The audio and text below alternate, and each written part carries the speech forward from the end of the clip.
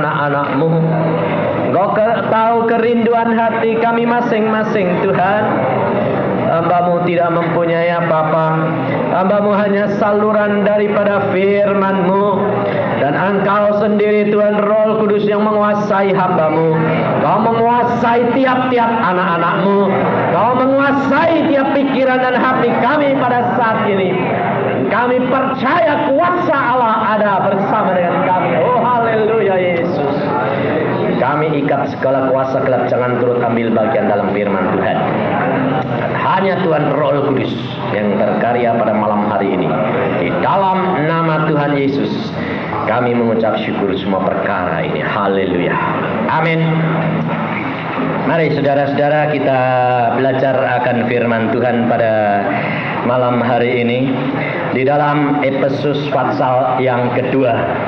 Efesus pasal yang kedua. Efesus pasal 2 mulai dari ayat yang pertama. Demikian firman Tuhan. Kamu dahulu sudah mati karena pelanggaran-pelanggaran dan dosa-dosamu. Kamu hidup di dalamnya karena kamu mengikuti jalan dunia ini. Karena kamu mentaati penguasa kerajaan angkasa, yaitu roh yang sekarang sedang bekerja di antara orang-orang durhaka. Sebenarnya dahulu kami semua juga terhitung di antara mereka ketika kami hidup di dalam hawa nafsu daging dan menuruti kehendak daging dan pikiran kami yang jahat. Pada dasarnya kami adalah orang-orang yang harus dimurkai sama seperti mereka yang lain. Tetapi Allah yang kaya dengan rahmat, oleh karena kasih-Nya yang besar yang dilimpahkannya kepada kita, telah menghidupkan kita bersama-sama dengan Kristus. Sekalipun kita telah mati oleh kesalahan-kesalahan kita, oleh kasih karunia kamu diselamatkan.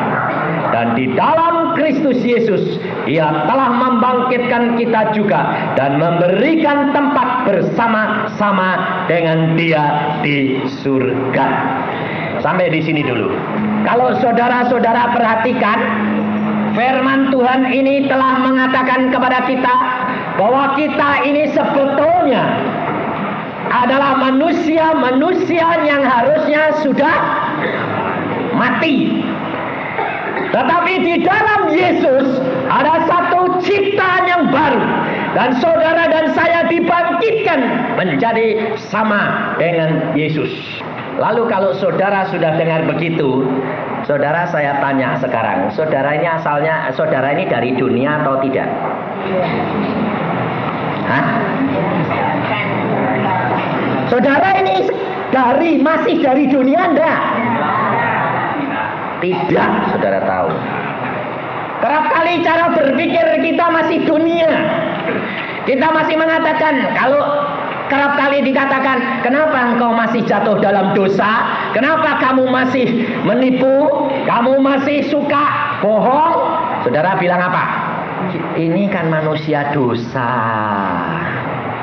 Saya kan manusia dosa, masih hidup di dalam dunia. Kalau selama saudara masih mempunyai pikiran bahwa engkau asalnya dari dunia dan belum berubah, di dalam Yesus engkau sudah bukan lagi dari dalam dunia. Dan kita tidak akan berubah cara berpikir. Karena apa? Karena kalau selama kita masih berpikir bahwa saya ini dari dalam dunia, saya dari dalam dunia, saudara tidak punya iman bahwa saudara sudah pindah dari dalam dunia ke dalam kerajaan surga. Kehidupan kekristenan hanya dapat mengalahkan dunia hanya dengan iman. Tanpa iman, saudara tidak dapat mengalahkan dunia ini. Maka kerap kali saudara, pada malam hari ini kita belajar firman Tuhan. Mengapa? Banyak anak muda sekarang ini menggebu-gebu. Kenapa saudara-saudara mau untel-untelan kayak gini? Di tempat mana-mana berjubel, panasnya luar biasa. Kenapa engkau mau? Karena masa ini saudara tahu masa anugerah. Dan apabila masa anugerah ini engkau sia-siakan, pada waktunya engkau akan menyesal. Karena apa? Karena akan terjadi kehausan akan firman Tuhan, dan tidak ada seorang pun yang mendapatkannya. Tetapi kerap kali pandangan kita belum berubah, dan cara berpikir kita pun belum berubah. Kita masih sama dengan orang dunia. Karena senangnya apa? Rombongan. Kalau orang banyak, senang.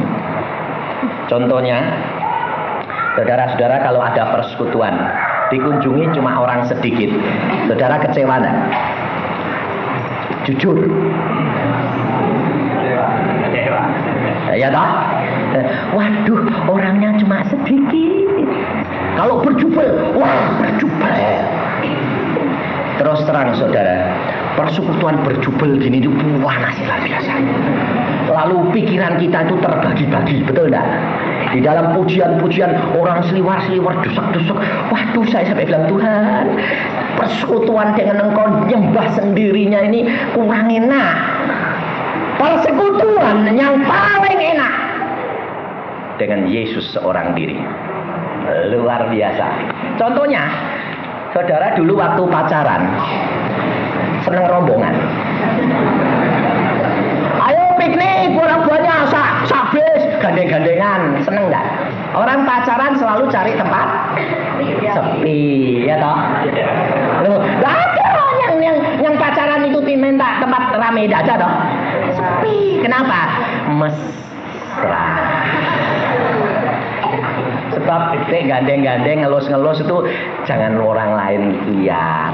Sebab perempuannya biasanya malu.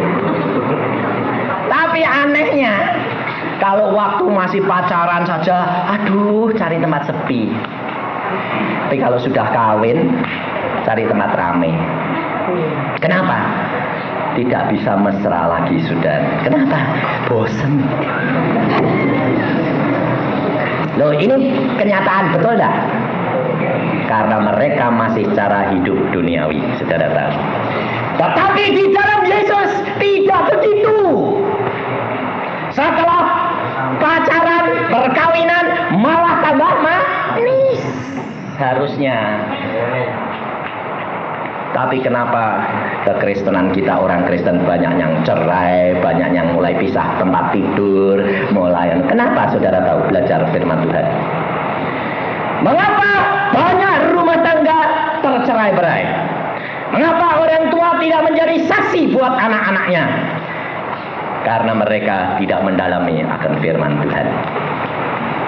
Mereka kerap kali belajar firman, tetapi mereka tidak melakukan dan mengalami secara pribadi. Hanya pinter. Pengajaran betul, saya setuju. Sebab untuk meningkat harus punya pengajaran, tetapi harus diikuti dengan pengalaman pribadi dengan Yesus. Tanpa pengalaman pribadi, pengajaran kosong. Mengapa anak-anak Tuhan kerap kali jatuh? Karena firman Tuhan sudah berkata. Kita akan belajar pada malam hari ini bahwa kita asalnya dari dunia, dan kita punya pikiran-pikiran dunia yang sudah dicemari oleh kuasa gelap. Dan kita hidup di dalam apa tadi? Hawa nafsu dan keinginan daging. Saudara kira menghilangkan hawa nafsu dan keinginan daging itu gampang? Soleman berkata, kalau engkau dapat mengalahkan hawa nafsumu, engkau lebih besar daripada seorang pahlawan yang dapat mengalahkan sebuah kota yang berbenteng. Yesus tahu bahwa saudara tidak mempunyai kemampuan untuk mengalahkan daging. Maka Yesus di dalam taman Getsemani dia berkata kepada muridnya, memang roh itu menurut, tetapi daging lemah. Maka dari itu saudara, Yesus sudah mati untuk kita, dan dia sudah mengalami semuanya. Pada waktu di taman Getsemani dia bergumul dan sampai pembuluh darahnya pecah. Mengapa? Karena dia mau melawan kehendak daging. Karena kehendak daging maunya apa? Tuhan Allah, kalau boleh cawan ini lewat daripadaku. Karena apa? Karena takut menghadapi kenyataan. Karena keinginan daging adalah perkara yang sukar sekali untuk dikalahkan. Tetapi Yesus sudah bayar, dan Yesus sudah bergumul di Taman Getsemani sampai pembuluh darahnya pecah. Maka dari itu dia pada waktu sudah berkata, sekarang sudah genap. Lalu dia berkata apa? Pada waktu dia bangkit, aku akan pergi kepada Bapakku, dan aku akan utus Roh Kudus datang untuk menjadi penolongmu, yang akan menuntun dalam seluruh kebenaran dan memberitahukan kepadamu perkara-perkara yang akan terjadi. Mengapa hal itu diberikan? Sebab Yesus tahu tanpa pertolongan Roh Kudus, saudara tidak akan mampu mengatasi kehendak daging dan nafsu. Saudara tahu. Maka kerap kali anak-anak Tuhan pada waktu rombongan menggebung-gebung. Saudara dan saya ini sebetulnya sudah jadi istrinya Yesus atau belum? Hah? Sudah? Kapan kawinnya?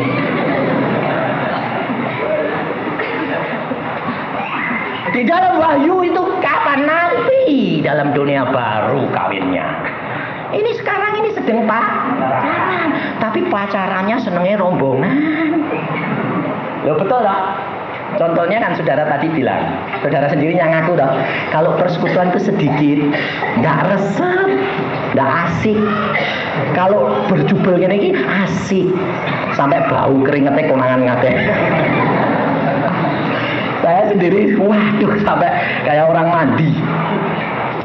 Karena apa? Karena saudara belum pernah mengalami persekutuan, artinya pacaran sama Yesus seorang diri yang mesra luar biasa, saudara tahu. Saya yakin di sini ibu-ibu yang sudah ngalami. Dulu pertama kali waktu pacaran rasanya dilus pacare laki itu rasanya lain loh. Loh, jujur aja ini loh ibu-ibu nih jujur. Rasanya waktu dilus gitu loh, ser gitu. Ada setrum tuh ya. Ya toh Neng ya. Neng. Itu kenyataan loh saudara. Dan saudara tahu kalau engkau bertemu dengan Yesus seorang diri, engkau dijamah Yesus, tak pernah engkau lupa seumur hidupmu, saudara tahu.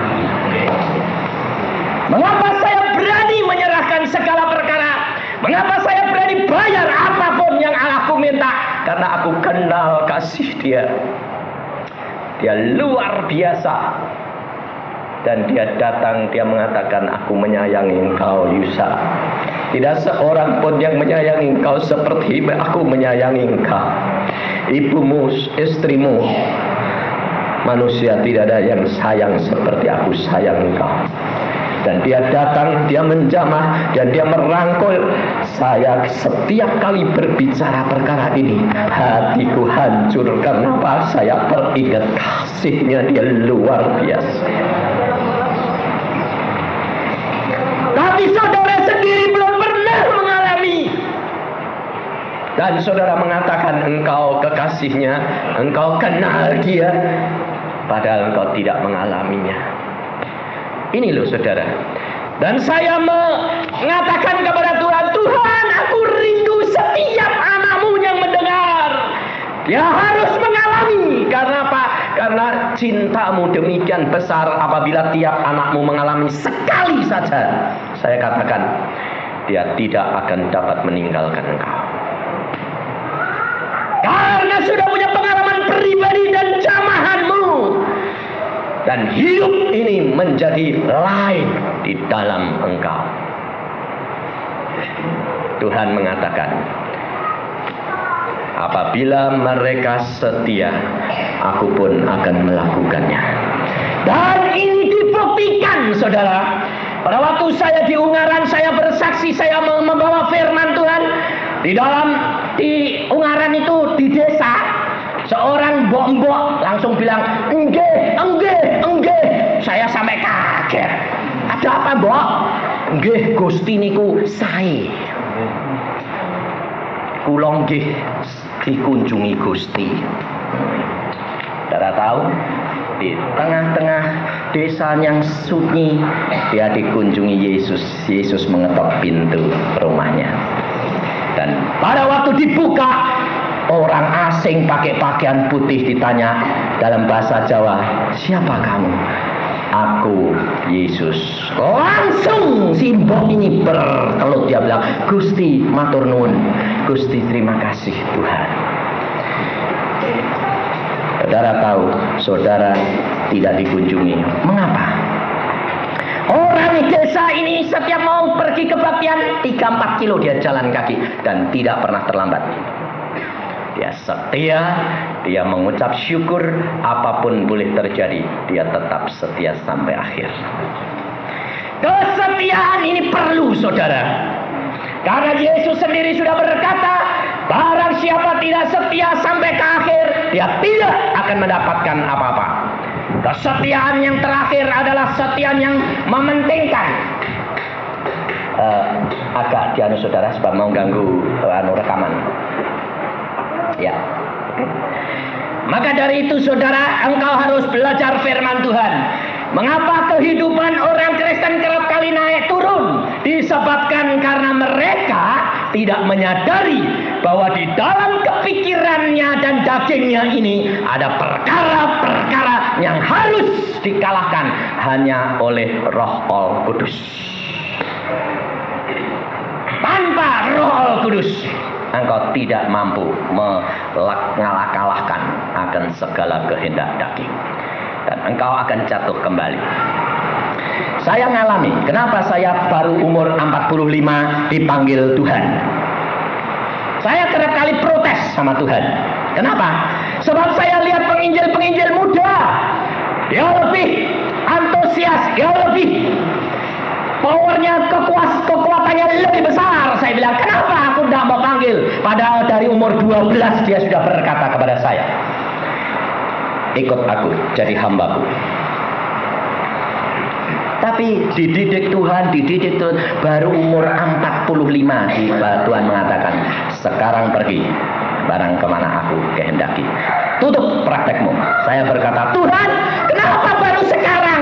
Sekarang malah saya sudah mulai tua, sudah mau menikmatilah hasil. Saya bilang, Tuhan berkata, tidak, sekarang tinggalkan semuanya. Lalu saya protes. Kenapa tidak yang muda-muda? Kenapa aku tidak pada waktu muda? Tuhan berkata apa? Kamu lihat penginjil muda, naik turun, jatuh bangun. Kenapa? Karena mereka sambil berjalan, sambil diproses, dididik.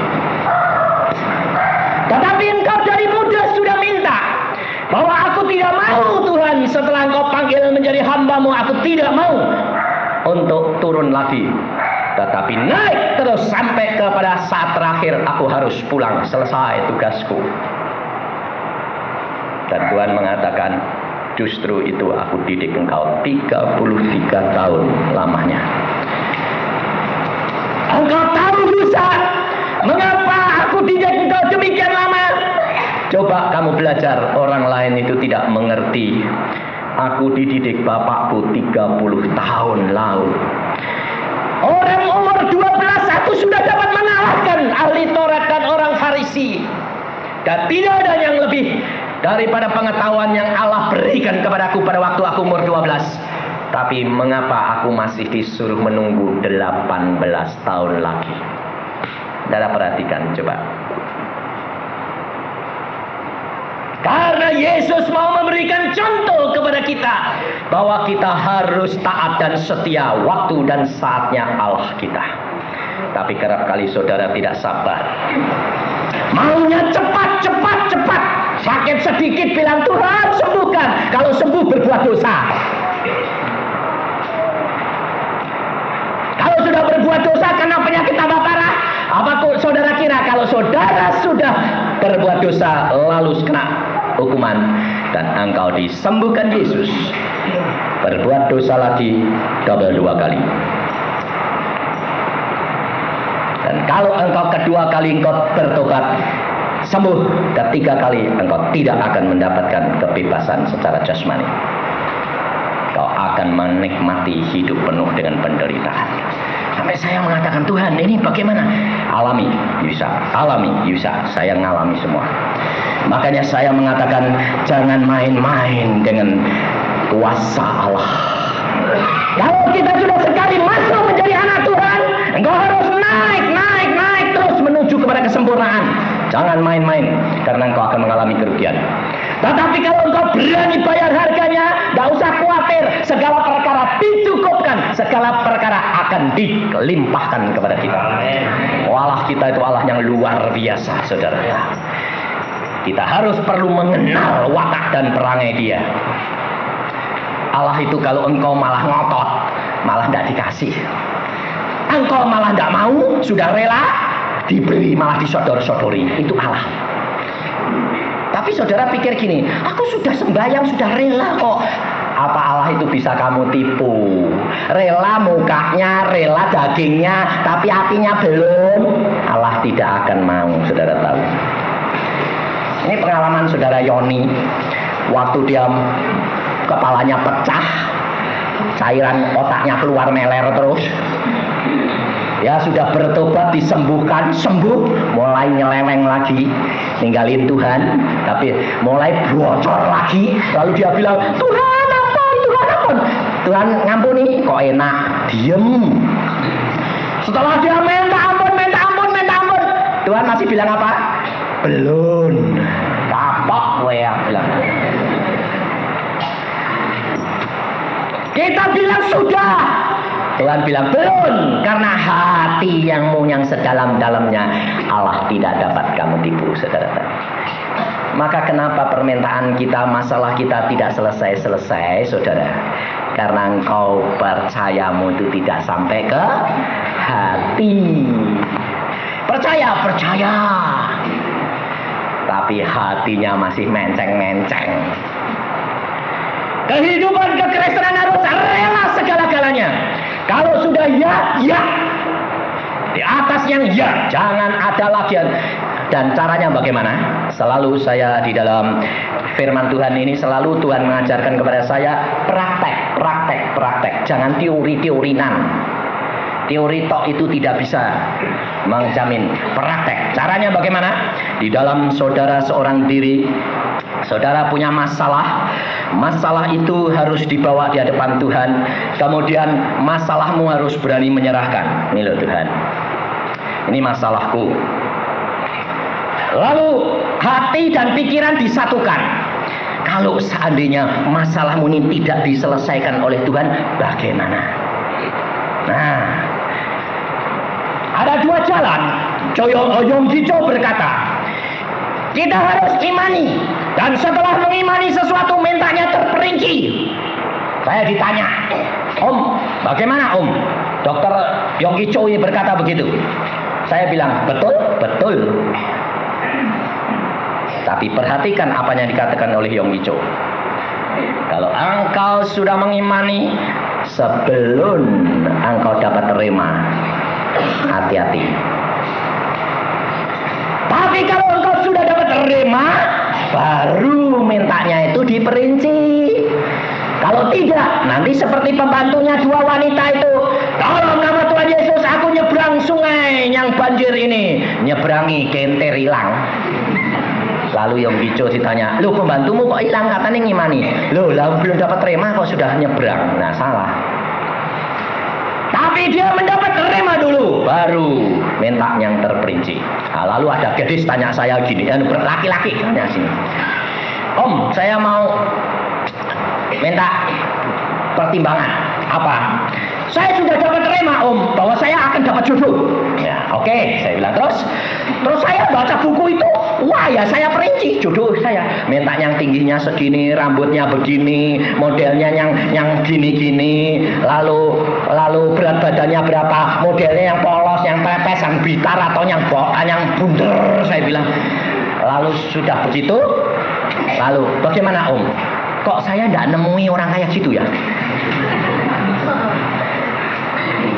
Saya ketemu, sudah miliknya orang itu.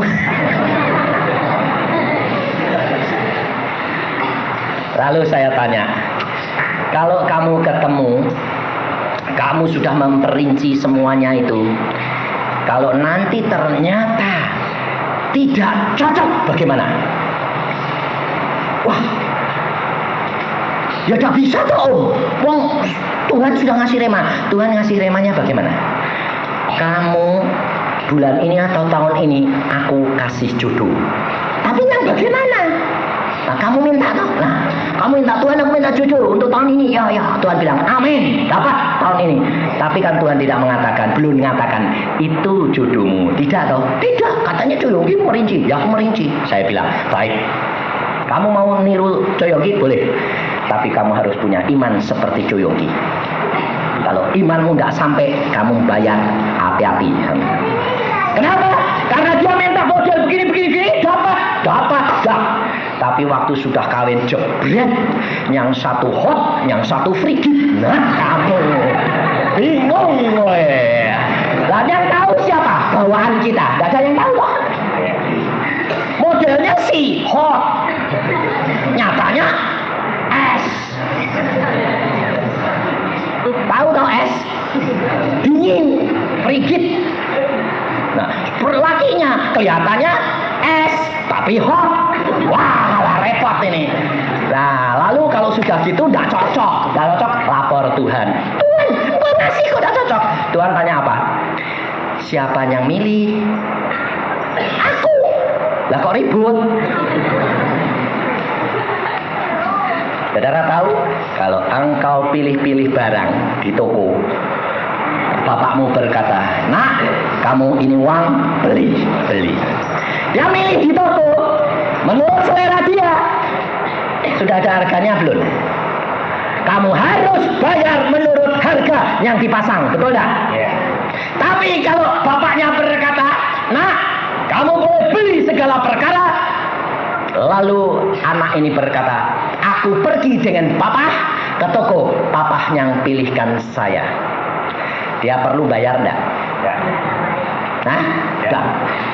Kalau seandainya, loh Pak, kok gini-gini? Dia bisa klaim enggak?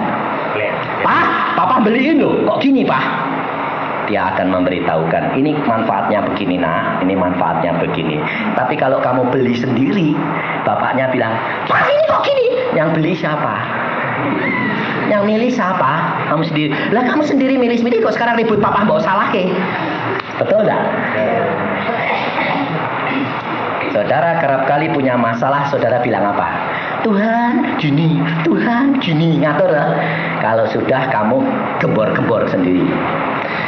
Saya berkata, prinsip saya enggak begitu, saya bilang. Saya bertanya, Tuhan, kapan jodoh anakku? Tahun depan. Oke. Lalu saya kasih tahu. Tahun depan kamu dapat jodoh. Dapatlah. Ya. Siap-siap. Siap-siapnya bagaimana? Pilih sekarang. Kamu mau memilih sendiri atau Tuhanmu yang memilih? Tapi kalau Tuhanmu yang memilih, engkau laporkan dia akan mengatasi bersama dengan engkau. Enak mana? Oh, enak dipilih Tuhan. Silakan. Tapi resiko kalau kamu dipilih Tuhan belum tentu seleramu. Wah, ya resiko ya Pak. Ya. Tapi kalau kamu pilih sendiri, selera Anda. Saudara senang mana?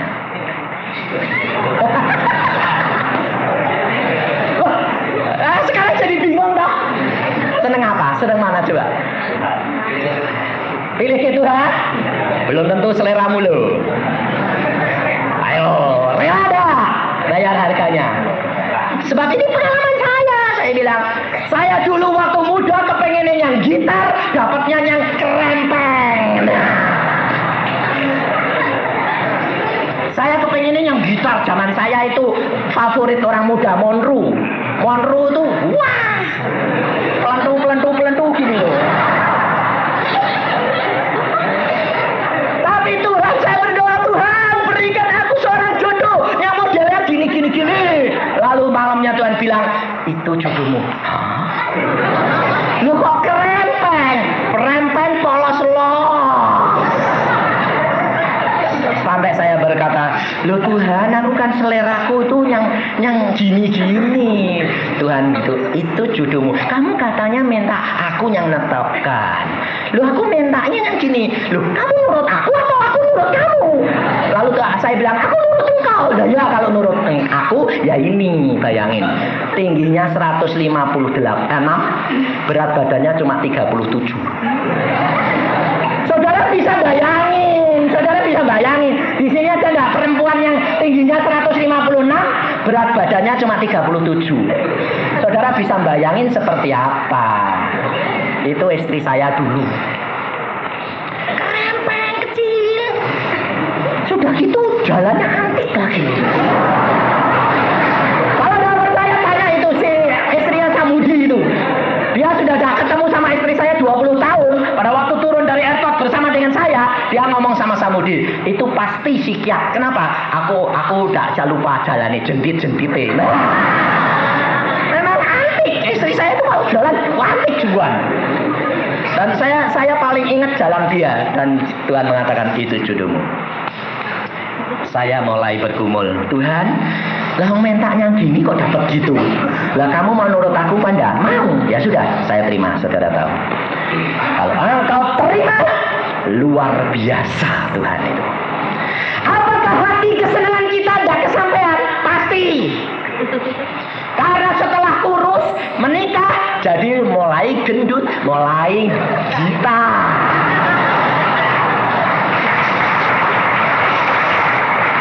Jadi hidup kekristenan itu sebetulnya tambah lama tambah manis, tambah mesra. Mau dari kecil kepengen gitar, tahunnya sudah kawin tambah gitar. Dah. Loh, kan tambah mesra toh? Betul enggak? Ini saudara, hidup dengan Yesus itu lain, luar biasa. Sehingga umur saya sekarang 52, istri saya 51. Tapi hidup saya seperti pacaran terus.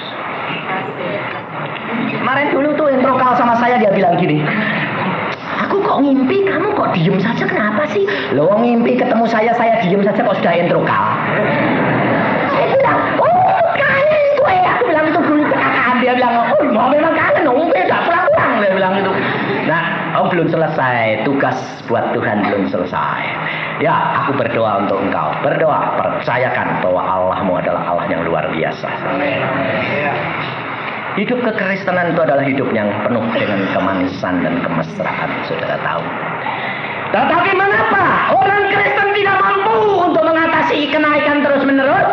Kita buka di dalam Efesus pasal yang ketiga, ayat 16 mulai. Aku berdoa supaya Yesus menurut kekayaan kemuliaannya menguatkan, meneguhkan kamu oleh rohnya. Perhatikan, ada dua perkara yang Paulus berkata. Supaya dia menguatkan, meneguhkan kamu oleh rohnya di dalam batinmu. Kenapa Paulus berkata bahwa batin kita, hati kita, jiwa kita, roh kita ini perlu dikuatkan oleh roh. Karena kerap kali setan itu tidak langsung masuk ke hati. Saudara tahu, kalau saudara dan saya sudah percaya Yesus Kristus, Roh Kudus sudah masuk dalam hati kita. Dan setan tidak bisa masuk lagi. Tapi setan dapat masuk melalui daging dan pikiran.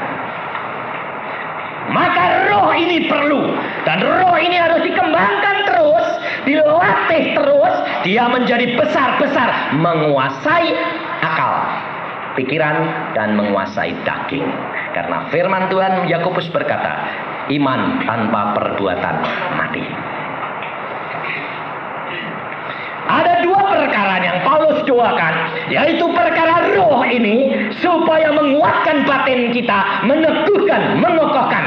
Yang kedua adalah sehingga oleh imanmu Kristus diam di dalam hatimu dan kamu berakar serta berdasar di dalam kasih. Ada pengokohan, penguatan, dan ada dasar.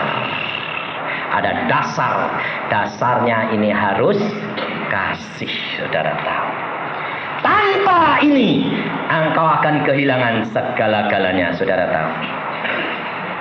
Mengapa?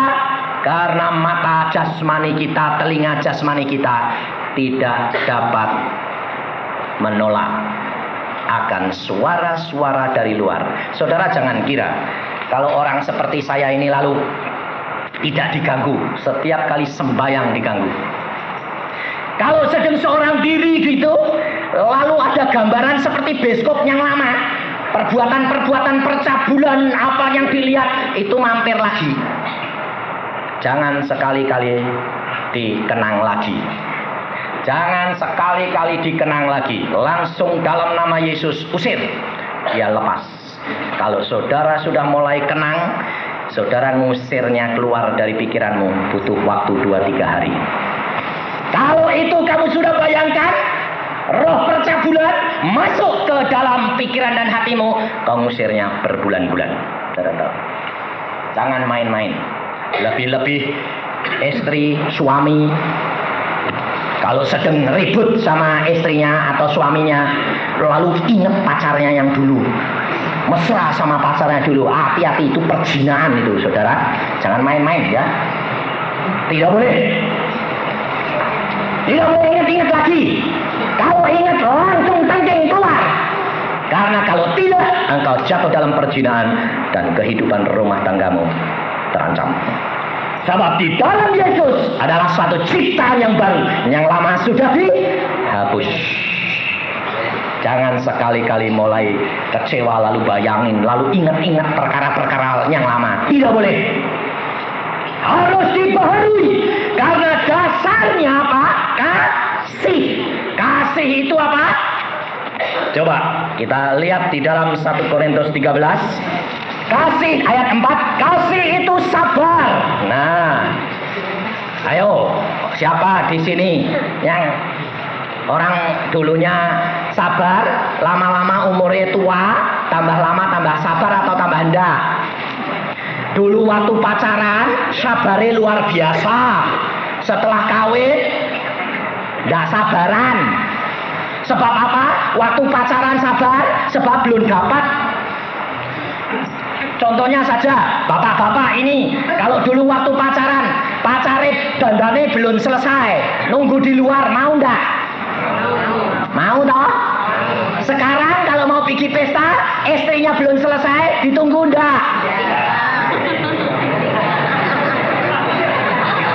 Ayo, ngomel enggak?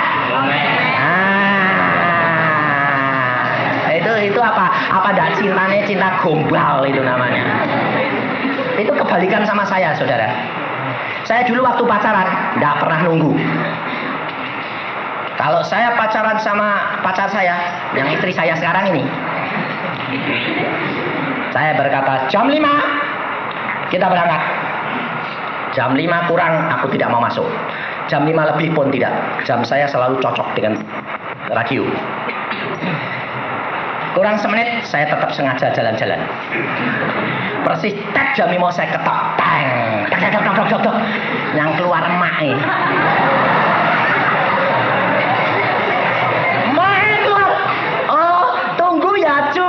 Belum selesai. Saya bilang kasih tahu ya Ma, bye bye. Saudara tahu, saya tinggal. Kalau tidak percaya, tanya istri saya. Dan itu tidak sekali. Saya berkata, kalau kamu janji, ya, tepat, tidak kurang, tidak lebih. Kalau kau tidak tepat, tak tinggal. Dan itu tidak sekali. 2 kali saya janjian lagi, telat, tinggal lagi. Sampai dia nangis. Saya tidak peduli, saya bilang. Sampai akhirnya yang ketiga, dia bilang, wah mesti tepat pokoknya. Pokoknya mesti tepat. Aku sing nunggu dia. Tidak ribut. Saudara tahu, aku nganter les. Lesnya dia bilang, lesnya selesai jam berapa? Jam 6. Oke. Jam 6, 5 menit saya di depan. Tepat, dadak, tak tinggal. Makanya saudara tahu saya pacaran dulu gitu. Sekarang jadi istri saya enggak. Karena apa? Sekarang kalau saya sudah siap jam 12 pergi pesta ya. Oke. Saya sudah siap, saya sudah masuk mobil, starter sudah tak panasin. 5 menit tak keluar, 10 menit tak keluar. Masuk lagi aku. Masih di depan kaca, ting-tung. Saya bilang, ya, Sejak kapan kamu mulai nakal? Loh, dulu kan pacaran, aku mesti tepat sebab kamu marah. Sekarang kan istri, engkau sudah sabar. Sekarang aku mau santai. Saya bilang, tidak boleh. Saya bilang, ya memang sekarang aku tidak pernah marah, tidak pernah tak tinggal, tak tunggu. Tapi tepat dong. Saya bilang, ya kamu ingetin dong, ingetin. Ya lain kali kalau pergi saya bilang apa? 1 jam sebelumnya, ayo siap. Aku cuma 5 menit. Tidak mungkin. Oh dah, ayo siap. Dan saya dorong terus. Akhirnya tidak pernah terlambat. Dan hidup itu menjadi bahagia, tambah lama tambah manis. Saudara tahu. Karena ada dasar kasih. Siapa yang memberikan? Yesus. Dan tanpa Yesus tidak bisa. Kenapa saya dirubah menjadi sabar? Pada satu saat saya sedang habis makan jalan-jalan. Saya sudah kawin 6 bulan, masih keras, masih tegas. Pokoknya nurut, tidak nurut, out. Loh, saudara tahu saya itu tidak ada orang punya pacar seperti saya sanggup. Sampai emaknya, saudaranya bilang, kamu sanggup punya suami seperti itu. Kerasnya luar biasa. Pesta, tak ajak pulang. Sedengkul mes. Saya bilang, ayo pulang. Ini lagunya kurang sedikit ya. Saya tidak komentar. Saya ambil sepatu, saya turun naik sepeda motor, saya starter. Dia nyangking sepatunya belum sempat dipakai. Larinya bu, lari saya. Saudara tahu kekerasan saya? Tidak ada. Tapi mengapa sekarang disatukan dengan Tuhan dan penuh kasih? Karena dasarnya adalah kasih. Jam 1 Yesus berkata, jelas berkata, tidak halusinasi. Saya sedang habis makan, saya jalan-jalan. Yesus berkata, hari ini engkau menjadi orang Kristen yang benar. Saya berkata, Tuhan, 25 tahun aku menjadi Kristen, belum Kristen. Belum. Apa buktinya? Kau tidak mempunyai kasih. Saya lalu katakan, apa buktinya sekarang aku punya kasih? Hari ini Tuhan berkata, suaranya itu kayak bergelombang. Seluruh ruangan ini terisi dia. Hari ini aku mengubahkan kamu menjadi kasih. Dan sejak itu saudara tahu, saya lihat istri saya itu kok lain. Aneh ya. Saya bilang, loh kamu kok lain? Apanya yang lain? Nggak tahu tuh, kelihatannya baik semua. Yang jelek nggak kelihatan sekarang. Saya bilang, loh aneh sih. Saya bilang, saudara tahu, sejak itu saya tidak pernah berkata begini, siap jam segini berangkat. Nggak. Sejak itu saya berkata, aku punya rencana mau pergi. Gue mau ndak? Istri saya sampai melongok, sejak kapan kamu mulai tanya? Dulu biasanya kan aku pergi ikut. Sekarang kok gue ikut ndak? Oh ikut. Jam berapa? Jam segini. Gue bisa siap ndak? Bisa. Istri saya bilang, kapan gue berubah? Sejak itu saudara tahu, saya tidak pernah memerintah dia lagi. Saya dulu kalau nyopir, kalau saya cepat, dia bilang, pelan-pelan, aku takut. Tambah tak cepat. Dia bilang pelan-pelan, malah tak kebut, tak serempet-serempet ke malah. Sampai dia jantungnya kudu coplok. Dia bilang apa? Waduh, gue ini tidak bisa diatur. Jangan ngatur aku kecuali Tuhan. Tidak ada, bapakku tidak bisa ngatur aku kok. Gue. Tapi sekarang, sampai sekarang istri saya tidak pernah bilang pelan-pelan enggak. Dia juga pintar. Dia pakai Alkitab, dia sembahyang, dia bilang Tuhan berikan hikmat. Lalu dia kalau saya kenceng dia bilang, aduh aku takut. Nah, dia sembahyang bilang aku takut. Terus Tuhan ngomong sama saya, kalau istrimu takut, kamu tidak sayang dia. Sayang, ya tidak usah cepat-cepat. Oh ya. Saudara tahu? Sekarang dia kalau saya berjalan cepat dia bilang apa? Kan enak santai toh, pacaran lagi. Ya wis, ayo santai. Nah, saudara tahu, hidup kita itu sekarang seperti orang pacaran lagi, saudara. Karena apa? Dasarnya kasih. Kasih itu sabar, kasih itu murah hati, tidak cemburu. Saya dulu cemburunya jangan tanya. Saya tahu cemburu itu paling jahat, saudara tahu. Kalau saya tidak alami, saya tidak bisa memberitahukan saudara. Saudara kira kalau cemburu itu cinta? Istrimu itu kalau kamu cemburuin itu malah seneng, malah menderita, tahu enggak? Laki-laki ini. Saya dulu cemburunya sama istri saya luar biasa. Karena apa? Saking cinta nih. Sampai saya bilang, Tuhan saya saking cinta. Tuhan bilang, cemburu itu tidak kasih. Lah kok cemburuan? Saya bilang, saya orangnya gitu, langsung lapor sama Tuhan. Lah kok cemburuan? Loh, lain. Aku cemburu karena aku tahu kalau dia cinta kepada setan, dia masuk neraka. Tapi kalau kamu cemburu sama istrimu menderita. Dia bilang, loh menderitanya apa? Lalu saya tanya sama istri saya, aku dek cemburu sama kamu itu kamu menderita. Aku ya menderitanya ya luar biasa. Habis pergi sendiri tidak boleh. Istriku dulu pergi sendiri, tidak. Kalau pergi nggak usah pulang. Bayangin, kayak orang dikerangkengin, no? Kelihatannya dicinta tapi dikerangkengin. Bayangin. Lalu kakaknya punya kerja, dia mau bantu. Saya bilang, aku belum selesai. Kalau kamu bantu nggak usah pulang. Bayangin. Pulang dianterin sama kakaknya laki-laki. Jadi kakak ipar. Saya cemburu. Saya cemburunya keliwatan. Saudara tahu? Dan akhirnya dia penderitaan. Dan sejak itu Yesus berkata, engkau kasih, tidak ada pencemburu. Sampai sekarang saya itu tidak bisa cemburu. Dia diboncengi orang siapa kok ketawa terus ya sampai saya. Loh saya kok tidak bisa cemburu ya? Saya bilang sama kamu. Lah iya, sekarang ini kan kamu sudah punya kasih. Wong orang itu nganter ya tidak berbuat apa-apa. Wong ya malah baik. Oh ini istrinya Pak Yusa, ya dianterin, malah dianterin timbang pulang sendirian kan nanti dikurang ajari orang kan lebih baik dianter loh. Itu bisa mengerti saudara. Dan sejak itu tidak ada cemburu dan hidup kita menjadi kasih yang wajar. Jadi jangan cemburu, tidak baik. Lebih-lebih istri-istri ini. Kalau suaminya pergi kantor, mulai ditelepon, sudah sampai belum? Wah jam segini sampai segini kok udah sampai. Mampir mana ini ya? Tidak baik.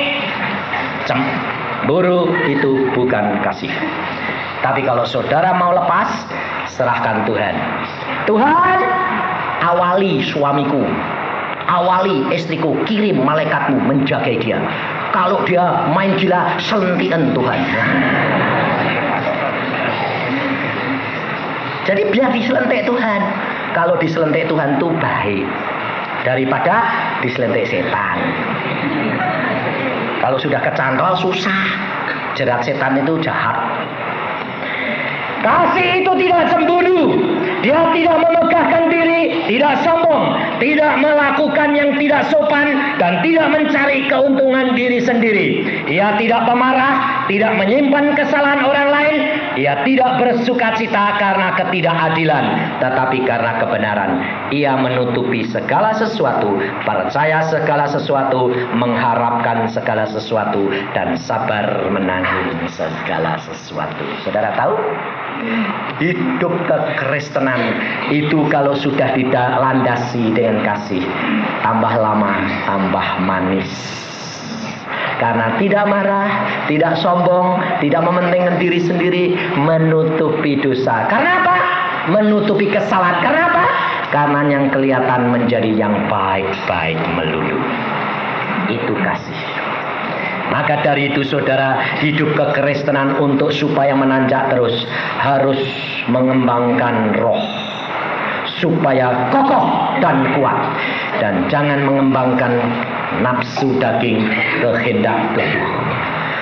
Lalu harus dilandasi dengan kasih. Apa kasih? Kasih itu tadi penjabarannya, tapi sebetulnya apa itu kasih? Kasih itu melakukan firman Tuhan. Yesus berkata, jikalau engkau mengasihi aku, lakukan segala firman-Ku. Melakukan firman Tuhan, menjadi pelaku firman, itu kasih. Karena Allah kasih. Kalau melakukan firman-Nya, engkau akan tinggal di dalam kasih. Dan kalau engkau tinggal di dalam kasih, di dalam Yesus Kristus, di dalam firman-Nya, minta apa saja engkau diberikan. Amin. Mari kita berdoa. Tuhan, firman-Mu sudah hamba sampaikan, dan anak-anak-Mu di tempat ini sudah mendengar. Dan apabila mereka masih bangun jatuh bangun, hamba-Mu minta pada malam hari ini baharui mereka Tuhan, sehingga tidak jatuh bangun lagi, tetapi naik terus untuk menuju kepada kesempurnaan.